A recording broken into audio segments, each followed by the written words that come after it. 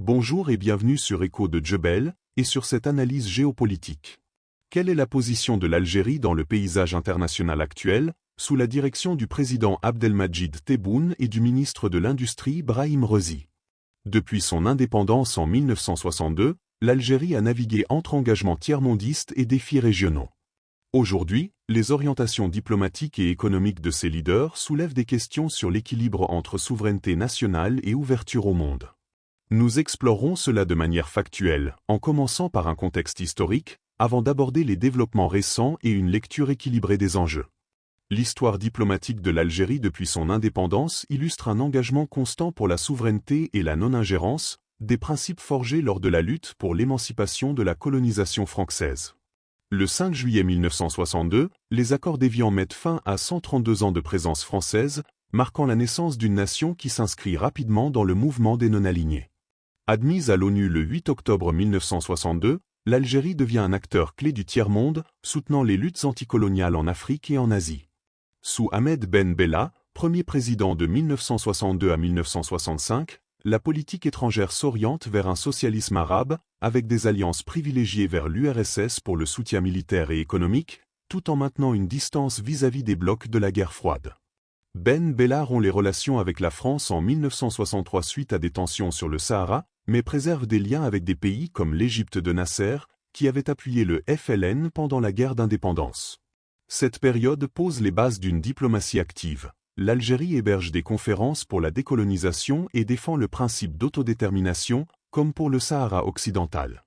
Houari Boumedienne, qui prend le pouvoir en 1965 par un coup d'État, accentue cette ligne. De 1965 à 1978, il adopte une posture tiers-mondiste affirmée, nationalisant les hydrocarbures en 1971, ce qui provoque une crise avec la France mais renforce la souveraineté économique. L'Algérie joue un rôle médiateur international, comme dans la crise des otages américains en Iran en 1981, bien que cela intervienne après son mandat. Boumedienne promeut l'idéologie du non-alignement actif, participant à la création du groupe des 77 en 1964 pour coordonner les pays en développement face aux puissances industrielles. Des relations étroites se nouent avec Cuba et le Vietnam, tandis que l'Algérie critique l'impérialisme américain et soutient la Palestine à l'ONU. Avec Chadli Benjedid, de 1979 à 1992, la diplomatie connaît un retrait relatif. Influencée par la chute des prix du pétrole dans les années 1980, l'Algérie se tourne vers l'Occident pour des prêts, rejoignant le Fonds monétaire international en 1989. Les relations avec la France s'améliorent, culminant avec la visite de François Mitterrand en 1989. Cependant, les tensions internes, comme la guerre civile naissante en 1991, limitent l'engagement extérieur. Benjedid maintient le soutien au Polisario au Sahara occidental, mais évite les confrontations directes. L'ère Liamine Zeroual, 1994 à 1999, et Abdelaziz Bouteflika, 1999 à 2019, marquent une stabilisation. Zeroual relance le dialogue maghrébin via l'Union du Maghreb arabe en 1989, bien que bloqué par le différend algéro-marocain. Bouteflika, avec son expérience en affaires étrangères, restaure l'influence africaine. L'Algérie organise le sommet de l'Union africaine en 2000 et médiatise des conflits en Afrique de l'Ouest. Les relations avec la France fluctuent, avec des visites d'État en 2003 et des accords sur la mémoire coloniale en 2005, mais des crises récurrentes sur les visas et l'histoire. Bouteflika renforce les liens avec la Russie et la Chine pour des contrats énergétiques, tout en participant à la Ligue arabe. Depuis 2019, sous Abdelmadjid Tebboune, élu après le Irak de 2019 qui a conduit à la démission de Bouteflika, la diplomatie s'affirme sur l'autonomie stratégique.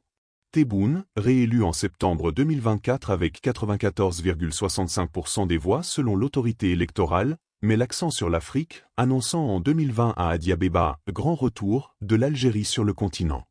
Des visites en Éthiopie et au Kenya illustrent cet engagement, avec un soutien à des candidatures africaines à l'IA, comme celle de Selma Haddadi en décembre 2024. Brahim Rezi, ministre de l'Industrie depuis 2019, contribue à cette vision via des accords commerciaux, favorisant l'exportation de produits algériens en Afrique subsaharienne. Historiquement, l'Algérie a équilibré isolationnisme prudent et multilatéralisme. Comme la Corée du Nord, qui adopte le juche autosuffisance, depuis les années 1970 pour préserver sa souveraineté face aux sanctions internationales, l'Algérie priorise l'indépendance économique via la nationalisation des ressources. Cependant, contrairement à l'isolationnisme nord-coréen, marqué par des sanctions ONU pour programmes nucléaires, l'Algérie maintient des échanges avec l'UE et l'Afrique, bien que des tensions avec le Maroc et la France en 2024 rappellent des défis persistants. Des sources comme l'ONU et le monde diplomatique soulignent cette trajectoire, une diplomatie ancrée dans le non-alignement, évoluant vers une influence régionale accrue. Les dernières années sous Tebboune et Rezi montrent une diplomatie axée sur la diversification économique et l'affirmation africaine, avec des accords concrets et des visites officielles. En 2024, Tebboune réélu, l'Algérie organise la 4e foire commerciale intra-africaine, IATF 2025, du 4 au 10 septembre 2025 à Alger, la plus grande d'Afrique. Cet événement, annoncé en 2020, réunit des entreprises comme Sonatrach et Sonelgaz, leaders en énergie et électricité, pour des partenariats avec plus de 50 pays africains. Rezi, en charge de l'industrie, supervise ces initiatives visant à exporter des biens manufacturés et à intégrer la zone de libre-échange continentale africaine, ZLECAF, ratifiée par l'Algérie en 2019. Sur le plan diplomatique, mi-décembre 2024, le ministre des Affaires étrangères Ahmed Attaf et des envoyés de Tebboune visitent plusieurs capitales africaines pour soutenir la candidature de Selma Haddadi au poste de commissaire à l'IA. Cela renforce les liens avec l'Éthiopie et le Kenya, où l'Algérie déploie des investissements en infrastructures. En janvier 2025, Tebboune annonce un nouveau gouvernement avant fin 2024, intégrant des « compétences nationales » pour la loi de finances 2025, avec un focus sur l'industrialisation via Rezi. Le budget alloue 20% de plus aux forces armées, soutenant une posture défensive face aux instabilités au Sahel et en Libye. Les relations avec la France, tendues depuis l'été 2024, évoluent. La reconnaissance par Emmanuel Macron de la souveraineté marocaine sur le Sahara occidental le 30 juillet 2024 provoque une crise. L'Algérie rappelle son ambassadeur et suspend des vols. Cependant, un appel téléphonique entre Macron et Tebboune le 31 mars 2025 et une visite du ministre français Jean-Noël Barrot à Alger le 6 avril 2025 relancent le dialogue. Des discussions portent sur un partenariat d'égal à égal, incluant la mémoire coloniale et les visas. En avril 2025, Tebboune rencontre des patrons français, signalant une volonté de coopération économique malgré les différends. Avec le Maroc, les tensions persistent. Rupture des relations en 2021, fermeture d'espaces aériens en 2023. En 2024, l'Algérie accuse Rabat d'ingérence via le Polisario, mais évite l'escalade, se concentrant sur l'IA pour défendre l'autodétermination sahraoui. En Afrique de l'Ouest, des mouvements géopolitiques émergent. Expulsion de près de 2000 migrants subsahariens vers le Niger début 2024, dans un contexte de flux migratoires accrus par l'instabilité au Sahel. L'Algérie coordonne avec la Mauritanie et le Mali, bien que des frictions surgissent en 2024 avec Bamako sur des accords de paix. Rezi impulse des annonces industrielles. En 2024, des contrats avec la Chine pour des usines automobiles et pharmaceutiques, et avec la Russie pour l'énergie. En décembre 2024, Algérie Télécom remporte un prix européen pour la qualité de ses services, boostant les exportations numériques en Afrique. Tebboune, lors du G7 à Bari en juin 2024, discute gazoduc avec l'Italie, diversifiant les marchés énergétiques au-delà de l'Europe. Ces faits, rapportés par Le Monde et Jeune Afrique, illustrent une stratégie d'intégration régionale sans rupture totale avec l'Occident. Des visites comme celle de Tebboune en Italie en juin 2024 et des sommets y soulignent un positionnement équilibré, où l'économie sert la diplomatie. En 2025, l'IATF marque un tournant, avec des accords potentiels pour 10 milliards de dollars en échanges intra-africains, selon des estimations de la Banque africaine de développement. Les orientations de Tebboune et Rezi invitent à une lecture nuancée des dynamiques géopolitiques en Algérie. D'une part, l'accent sur l'Afrique et l'industrialisation reflète une quête d'autonomie économique, similaire à des modèles d'autosuffisance observés ailleurs, comme en Corée du Nord avec son principe de juche depuis 1972, qui priorise l'indépendance face aux pressions extérieures. En Algérie, la nationalisation des hydrocarbures depuis 1971 et les investissements en ZLECAF visent à réduire la dépendance aux importations, avec Sonatrach comme pilier. Rezi, via des réformes industrielles, favorise les partenariats sud-sud, renforçant la souveraineté sans isoler le pays, contrairement à l'isolationnisme nord-coréen sous sanctions ONU. D'autre part, les tensions avec la France et le Maroc soulignent des défis régionaux. La crise de 2024 sur le Sahara occidental, où l'Algérie défend le droit international via l'ONU, met en lumière un équilibre délicat, préserver les alliances arabes et africaines tout en dialoguant avec l'Europe pour l'énergie. Le dégel franco-algérien en 2025, avec des discussions sur les visas et la mémoire, montre une flexibilité pragmatique.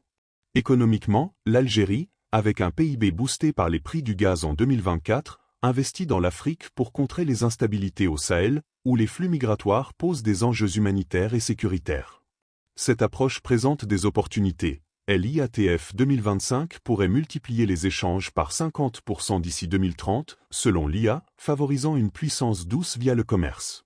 Cependant, elle soulève des questions sur la diversification. La dépendance aux hydrocarbures, 95% des exportations, persiste, et les budgets militaires accrus, hausse de 20% en 2025, indiquent une vigilance face aux voisins. Comparé à la Corée du Nord, où l'autoritarisme centralisé limite les réformes, l'Algérie sous Tebboune engage un dialogue politique promis pour 2025 à 2026, post-Irak, visant une inclusion accrue sans bouleversement. Globalement, ces politiques traduisent un équilibre entre préservation de la souveraineté, héritée de l'indépendance, et intégration multilatérale. Des observateurs comme l'IRI notent un rebond diplomatique depuis 2019, avec une influence accrue en Afrique, mais des défis internes comme la corruption et les inégalités pourraient influencer la trajectoire. Sans jugement hâtif, cette stratégie s'inscrit dans un contexte mondial de recomposition, où les pays en développement cherchent à affirmer leur voix. En résumé, la politique de Tebboune et Rezi positionne l'Algérie comme un acteur stratégique en Afrique et au Maghreb, naviguant entre héritage historique et réalité contemporaine. Ces choix, ancrés dans une diplomatie non alignée, soulèvent des réflexions sur l'équilibre entre autonomie et coopération internationale. Seul l'avenir dira comment ces orientations influenceront l'équilibre régional et les dynamiques globales. Merci d'avoir suivi cette analyse, à bientôt pour d'autres sujets informatifs.